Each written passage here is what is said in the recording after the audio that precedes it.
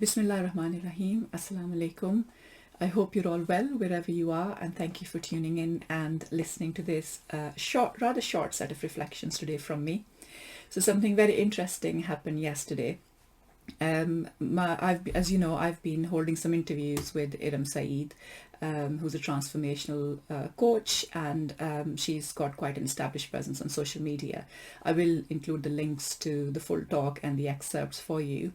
So yesterday, a 15-minute excerpt was released, which captured the gist of my discussion around hijab, and the question that had been asked was whether hijab was mandatory or not.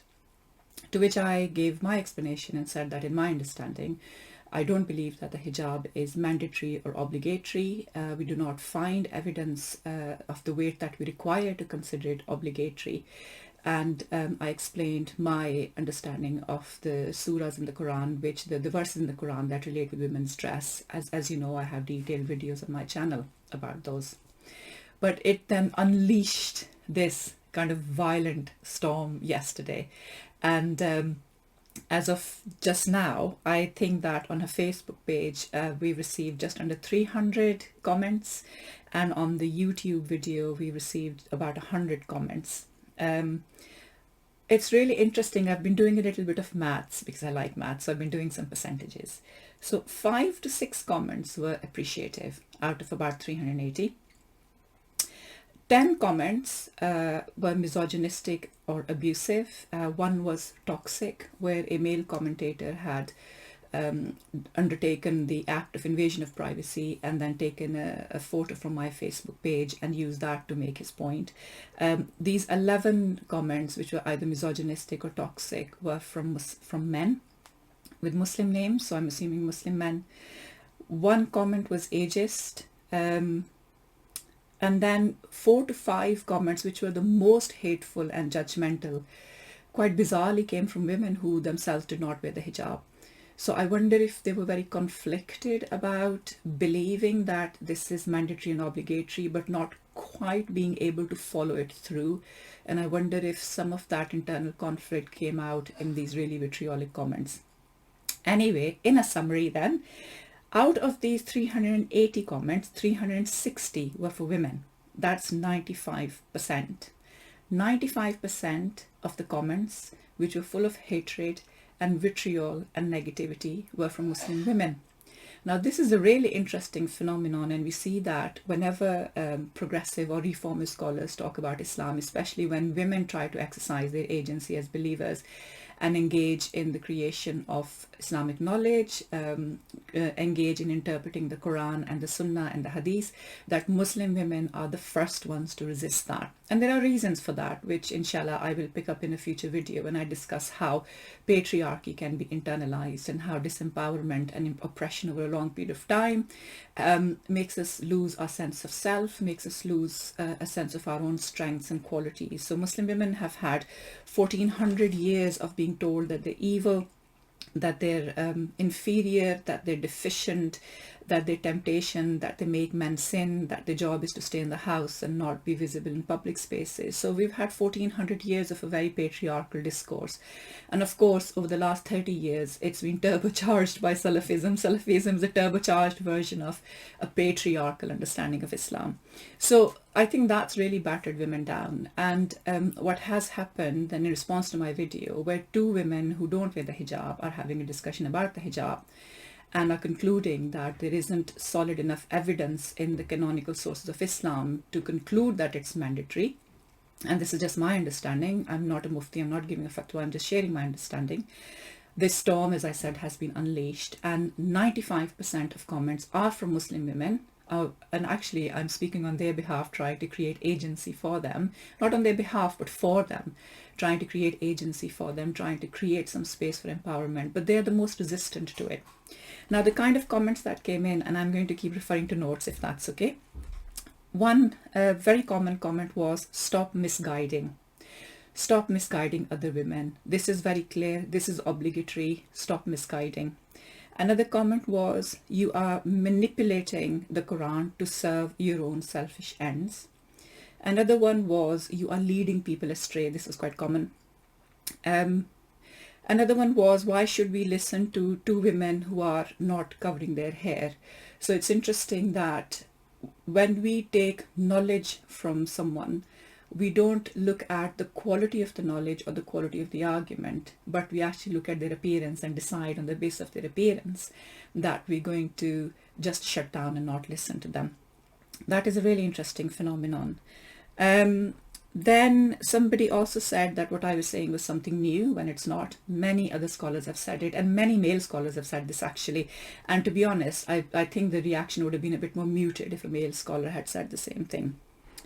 So what was clear to me was that not a single person could bring themselves either to listen to the excerpt in full, which was about 15 minutes, or even to refer to the full interview, where of course I start by setting out the full background and delve into the process of knowledge creation.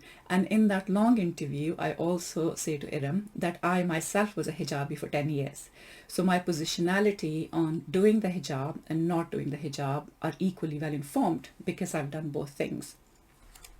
But nobody usually is interested in kind of paying attention to the argument because we're very interested in the person's appearance or the gender. Actually, we just dismiss people based on gender. So if you're a woman, you'll be dismissed. If you're a man, you might be listened to. So all of this shutting down, all of this anger also had one other very common behavior which was coming up. And by the way, this is something that Salafism has taught us, the fact that Salafism has taught us that we can take any excerpt from the Quran, any piece of a verse, any phrase, and use it in whichever way we like, as if the Quran is a jumble of disparate verses that can just be bent to suit our ends. But also, it very easily tells us to become self-righteous because Salafism is full of certainties. It gives you certainty. You're on deen. You are guided. You have now found salvation. You have found God. Mashallah, sister, you do your hijab. Mashallah, you found your deen. Once it gives you those certainties, it becomes very easy for people who follow this school of thought to turn into little gods. So what all of these hundreds of women were doing was that they were transitioning from women to God very fast. They were then coming up fatwas of hellfire, and some of them then were concluding with that very magnanimous Salafi way of concluding things, which is, I know you're astray, but I will pray for you. I will pray for your salvation. I pray that you go to Jannah. So there was a lot of kindness being extended towards me after the initial fatwa of condemning me to hellfire. Anyways, as you can imagine, these things are interesting because they give us a really good insight into how people are feeling. And so I decided that I was going to engage with these conversations fully. So I did read most of the comments. Where some of the engagement was more fruitful, I also responded. But I also wanted to exercise empathy. I wanted to understand what was it that was making women so angry and so upset.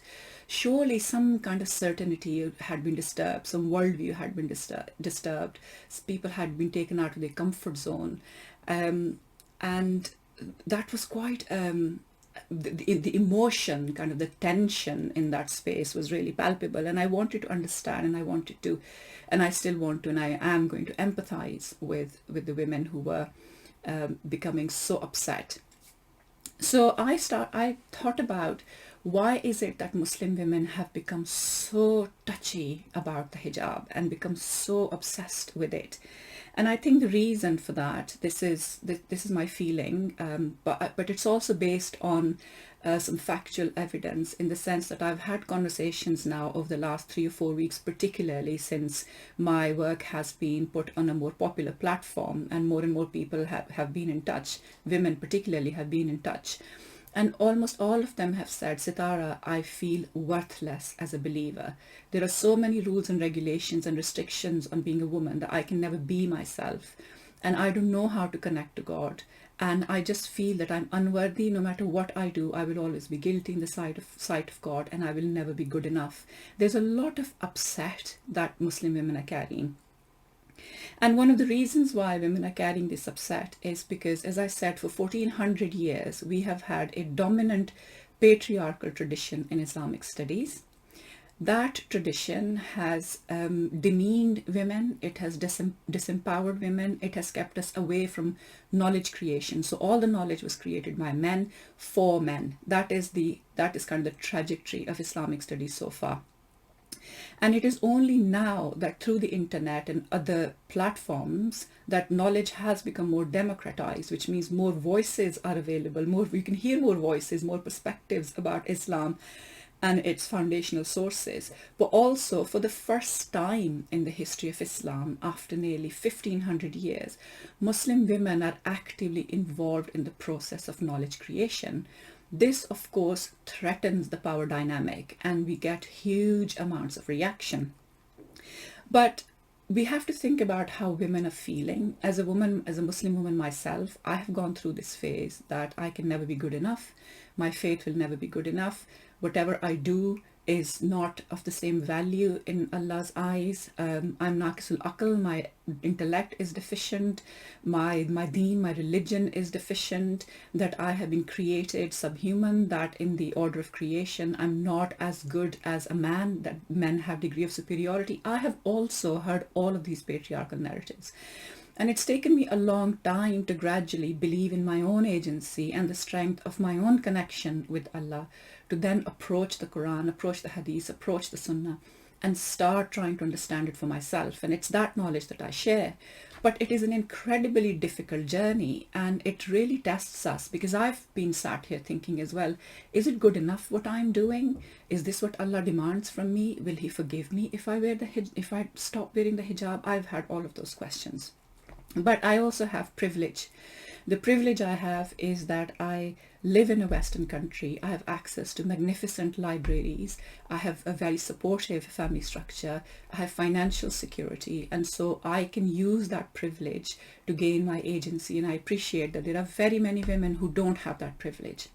So if women have been held back, they have not been given their rights, their privileges that Allah gave them, if they've been held back from education, from further study, from raising their families the way they want, if they've been confined to a role, if they've been held back from being themselves, our individuality in terms of what colors we like to wear, what type of dress we like to wear. And if they've been held back from that as well, I can imagine that all those women who are very angry with me are women who are probably carrying a lot of pain inside and a lot of repressed emotion. And if that is the case, I really understand and I feel for them, because if all you've ever heard is that you're worthless and that you're a fitna, that you're evil, you're a temptation, and that somehow your path to God is through your husband and you must be obedient to your husband, and if he approves of you, then God will approve of you. If that is all you've heard, you're not going to have a very strong sense of self. In all of this, after beating women down for centuries and then turbocharging that beating over the last 30 years, Salafism gives the women the hijab. And it says, sister, if you wear this, you will find God. If you wear this, you will find salvation. MashaAllah, you will become a practicing Muslimah. You will become a believing Muslimah. And this is what God demands from you. Now, I'll give you an example, because on my YouTube video of this excerpt, an Uber Salafi wrote this comment. He said, another secularist playing with words, and then goes on to say, sisters reading this, here is your call. Start using the jilbab and a long veil. You have been Islamically warned. Don't ignore this message. Remember, you will be resurrected as you died, and you don't want to be resurrected in shame in front of Allah. Let me read that again. Remember, you will be resurrected as you died, and you don't want to be resurrected in shame in front of Allah. And this has been the lot of Muslim women, particularly over the last 30 to 40 years. We are nothing more than a source of shame. To try to overcome that source of shame, we try to be better believers. But no matter how hard we try, we're never given value, we're never given worth. But the one thing where we are given validation and where we are given affirmation is the head covering. That is when our piety is put in the court of human opinion. That is where our piety becomes tangible. That is where our piety and our identity merge. That is where we make the case obviously to everyone around us, look, I am a good Muslimah. I don't doubt Muslim women's intentions for doing the hijab, but I do know that that process of validation happens. How do I know it? Because for 10 years when I was wearing the hijab, everybody who would interact with me would give me more credibility, more authority, would be more receptive to me talking about religion, because I taught in the community for 8 years. And on top of that, they would say things like, "Mashallah, sister, you are so well versed with Islam, and you're so confident and so eloquent, and mashallah, you have held a job and raised a family, and you've raised twins, and you look after an elderly person, you've done your doctorate, may Allah reward you even more, mashallah, your iman is brilliant." But where is my iman? I'm wearing my iman on my head. When I wear my iman on my head, people interact with me differently. These certainties are a hallmark of Salafism. The certainty that I'm on deen and everybody else is astray. I am headed for Jannah, everybody else is headed towards hellfire. I am on Allah's deen, I'm on the straight path, nobody else is on the straight path. These are the certainties of Salafism. And for women, one way of finding that validation, if they're not finding that validation of being worthy believers elsewhere, is potentially the wearing of the hijab. And I say potentially because I know that there are very many women who wear the hijab because they feel that takes them closer to Allah. And I respect women's right to wear the hijab. I'm not going to be like secular France that tells women what to wear. I think women have the right to wear what they want to wear. But the point I have made in my video is about the obligatory nature or not of hijab. It was a completely technical, fake point. So what my talk did, and why it made women so angry in my view, is that I took away the one form of approval that has been reaching us through that Salafi extreme patriarchal version of Islam, that guarantee of salvation that so many women are clinging on to. And what I did in that talk was inadvertently, I think I took that away.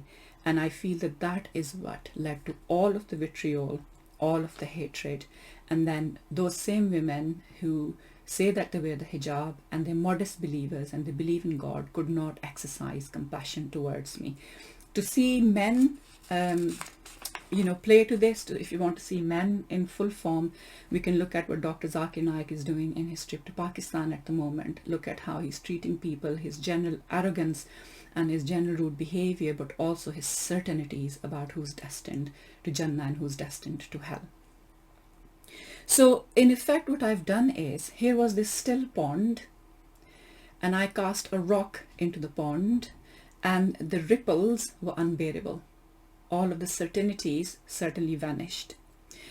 I want to just finish off by just reiterating my stance. My stance is that there is no normative statement in the Quran that the hijab is mandatory. I do not believe that women or men's hair are a site of sexuality, because God has not declared them as a site of sexuality. If a woman feels that wearing the hijab brings her closer to Allah, please practice it. But please do not judge other women who do not wear the hijab, because they have very sound reasons for that. Our lived community practice at the moment is that the majority of Muslim women do not wear the hijab, and we need to learn to accept and respect that lived community practice. We also need to accept that just like men, women also have the right to interpret Allah's deen, to interpret the Quran, to interpret the Hadith, and to interpret the Sunnah and other sources of knowledge. But when we make hijab mandatory, when we judge others, when we reduce a Muslim woman's piety and modesty to headgear, then we are approaching an extreme. And that extreme might feel good because it gives us certainty, but let me also burst another bubble that there are no certainties in Islam. What Allah wants us to do is to walk the path, Sirat Mustaqim. He gives us beacons, indicators, lights on that path to guide the way, but He does not prescribe the path for us.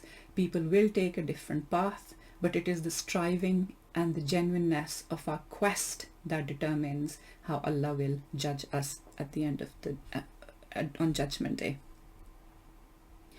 So I just want to finish off by saying thank you for listening to me, and and for reacting, because your reactions have given me great insight into how us women, all of us, so downtrodden and made bereft of the rights that God gave us, how angry we feel about where we are at the moment in our place in the Muslim Ummah and our place in the world. We are very, very angry. I understand that anger. I understand the palpability of that anger. But what I would request is that we give women a chance to give their interpretations of Islam. Men have had 1400 years in which they have made one mistake after another. They have perpetrated gross injustices. They did not even bring themselves to abolish slavery. They have made many mistakes. And all I'm saying is that women should also be given a few hundred years to make their efforts to understand the Quran. In doing so, women will bring beautiful new knowledge to light. Yes, like all human beings, women will also make mistakes, but they have the right to interpret the Quran and Hadith for themselves. That is the right I claim for myself. That is my agency based on my connection with God. This is why this channel exists. Thank you very much, and thank you for listening to me so patiently. Assalamu alaikum.